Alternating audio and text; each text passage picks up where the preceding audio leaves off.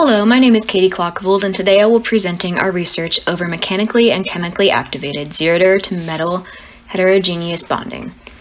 I'll start with an introduction to this research. Ceramic materials have been garnering increasing attention in the broad range of research and industry fields due to their unique mechanical, electrical, and optical properties. These special properties make them ideal for use in the next generation displays, energy applications, high-performance sensors, and many more advanced applications. The two specific objectives in this project: 1. Establish a new low vacuum standard based on the Boltzmann constant. 2. Create a low-temperature contact process that will minimize thermal and mechanical stresses at the interface. The three main research activities to strengthen the Zerodur to metal bonding include: 1. Selection of bonding material, 2. Optimizing of interfacial metal thin films at the bonding interface, and 3. Creating a low temperature bonding process at approximately 250 degrees Celsius or below.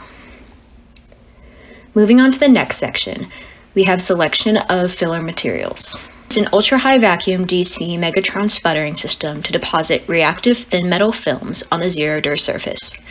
An operating chamber pressure was kept at 10 to the negative 8 torr. We would also pre-sputter the system for 5 minutes to remove any oxides or contaminants from the surface of the Zerodur.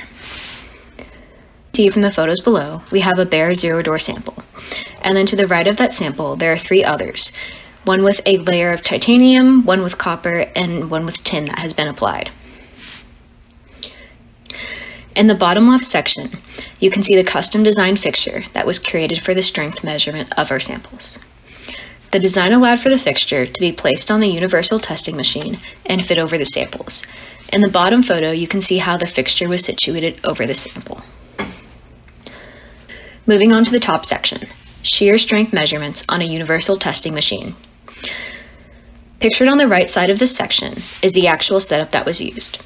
During this testing, a 500-pound load cell was used, and a P350 strain indicator was used simultaneously with LabVIEW to record the measurements. When looking at the table, you can see that adding a thin metal film to the Zerodur increased the strength of the sample. The bare Zerodur had a maximum strength of about 0.5 megapascals, while the coated samples all had a shear strength over 3.4 megapascals. Next, we'll be looking at the results and conclusions. The bond between the stainless steel and the Zerodur glass was created using an alloy bonder that was heated to 300 degrees Celsius. This bonder was mechanically activated through scratching with a metal brush, as well as chemically activated through heating and the contact with the thin metal film on the Zerodur glass.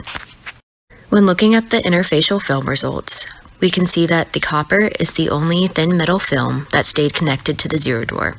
Both the tin and titanium released from the Zerodur glass and connected to the bonder. These results match up with the maximum load in interfacial film results. As you can see, the metal film with the largest shear stress is going to be the copper at 632 psi, while the tin and titanium are sitting around the 500 psi mark. This is because the copper was able to stay connected to the Zerodur glass. After the tests were conducted, the Zerodur was sanded and cleaned to be recoated again with the metal alloys. The maximum load was not affected by the new or reused Zerodur glass. In conclusion, we found that adding an interfacial metal film significantly enhanced the strength of the Zerodur to metal bonding, as well as the residual stress was minimized by the use of low-temperature processable alloy bonders. These findings are important for the continued research of mechanical properties of heterogeneous bonding. Thank you so much for taking the time out of your day to listen to our presentation about mechanically and chemically activated Zerodur to metal heterogeneous bonding.